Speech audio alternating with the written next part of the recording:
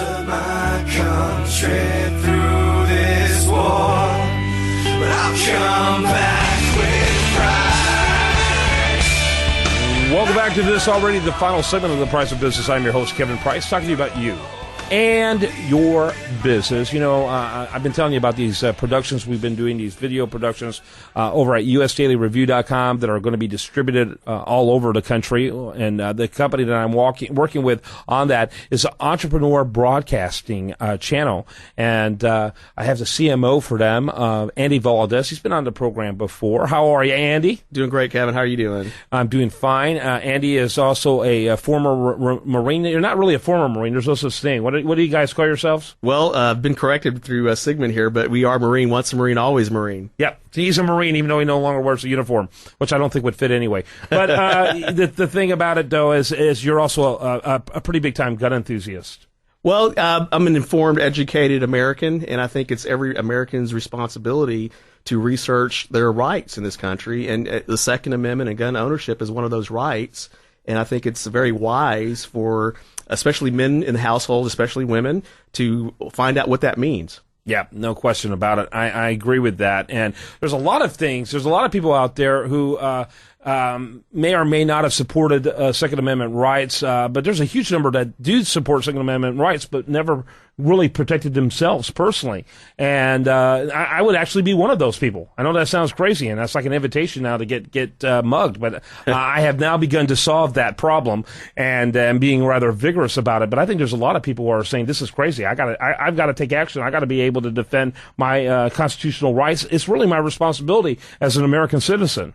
Yes, I remember as a kid, my dad and I would go hunting, and he taught me, even as a young 5-year-old, 6-year-old, we'd go dove hunting and we'd go fishing. But, with the resources that we have at our disposal, there comes responsibility, and that's one of them. But, gun rights goes back thousands of years. I mean, self-protection, that is, the right to bear arms, whether it be a sword, an axe, or a rifle, or a shotgun, or a semi-automatic weapon. There's responsibilities for that, and there's sound reasons why you want populations armed. And if you go through history and do your own research, we're not going to do a commercial here. If you do your own research and go on your own journey, you will discover why it makes so much sense to arm yourself. Yeah, no question about it. In every single movement, not every, I don't want to be melodramatic. Before the show, our producer, Sigmund Kramer, was talking to us, and he pointed out England, for example, they gave up their guns. And, and it's a relatively civilized society still. Freedom still matters. Opinion still matters. But I really don't think we're going to be so fortunate, to be perfectly honest with you. I think that our culture is not as sophisticated as the British culture. And I am an Anglophile. My mom came right off the boat from England, so I am an Anglophile. I admit that.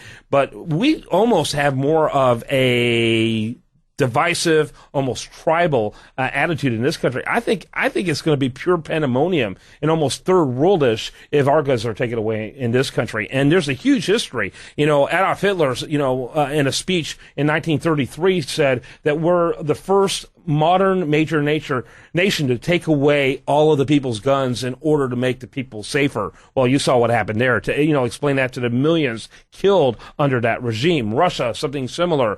You go through the history of mankind, and the norm is in England where nothing negative happens. The norm is situations like Russia, where in Germany, where it was catastrophic. Yeah, well, gun control throughout history has been more about control. Right. It's not about controlling people, not guns. Yeah, not the guns. It's more about controlling the people.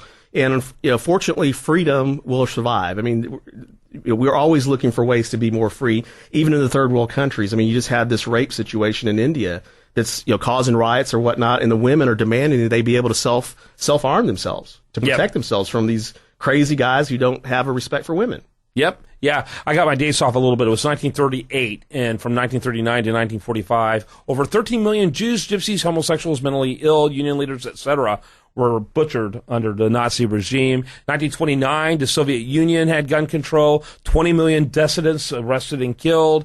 Turkey, 1911, from 1915 to 1917, after the 1911 gun control, 1.5 million Armenians were killed or tortured or rounded up. You go on and on and on. And what's really most frightening about it is how short the time frame is from the time they take until the time it gets crazy. Right. And so Americans of all people, something that the producer talked about before we got on here is the fact that there is just a lot of sheeple out there. And there's probably a majority of gun owners. This is shocking, but he'll say, okay, they want my gun, and they're just gonna go acquiesce. You can't do that. Or they just want the assault rifle. All right, I understand. I'll give that up. But I'm gonna keep my handguns. I'm gonna keep my shotguns. I'm gonna keep my 30-06. Yeah, because they ain't taking them. But okay, they can have my assault rifle. Right, and so you good luck when you're encountering military troops that are coming to take advantage of you. People don't want to talk about that. No, but that's the reason why we had a Second Amendment. It had nothing to do with deer. Well, regarding assault rifles, actually, that's a misnomer. Assault rifle is already banned. It's called an automatic weapon. Yeah. Okay, that's a machine gun. Right, which I think should not be banned. Right. The rifles that they're talking about now are replicas, or they look like assault rifles. But they're semi-automatic. Yeah, they're semi-automatic. Yeah, no question. In fact, I appreciate you bringing that up, because I've removed assault weapon from my vernacular, because that's language. That's like saying pro-choice when you're talking about abortion.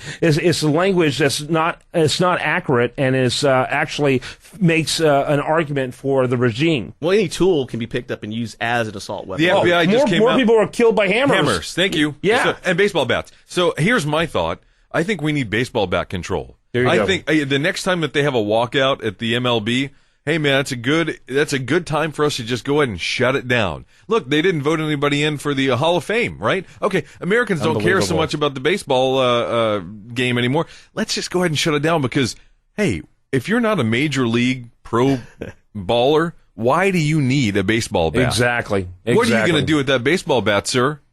Especially an aluminum one. Well, what do you need I had a conversation with an aluminum baseball bat? Recently with someone, that argument of why do they need an assault weapon, had the same conversation with a family member. I say, well, why do you need a big house? Yep. You're damaging the environment using their same logic. Why do you need a Chevy Suburban? That's a question that you shouldn't be asking. That's right. Why do you need a Big Mac? Why do you need a double? I'm a free man. Yes. I can do it because I want it. That's exactly why. Why do you need a double cheeseburger? There you go. So, Steve Stockman, good friend of this show, good friend of me. He, very first bill he introduced, in Congress was to do away with these gun-free zones. I have an article, if you check it out today at usdailyreview.com. We need to regulate these things out of existence. If we don't just say outright you cannot have a gun-free zone, we need to say you have to maintain the certain criteria to have a gun-free zone, because without meeting that criteria, it is an invitation for evil people to come kill people. Oh, look, there's no guns in there. I'm going to take my gun and kill people, is what that says. You need to have a minimal number of law enforcement officials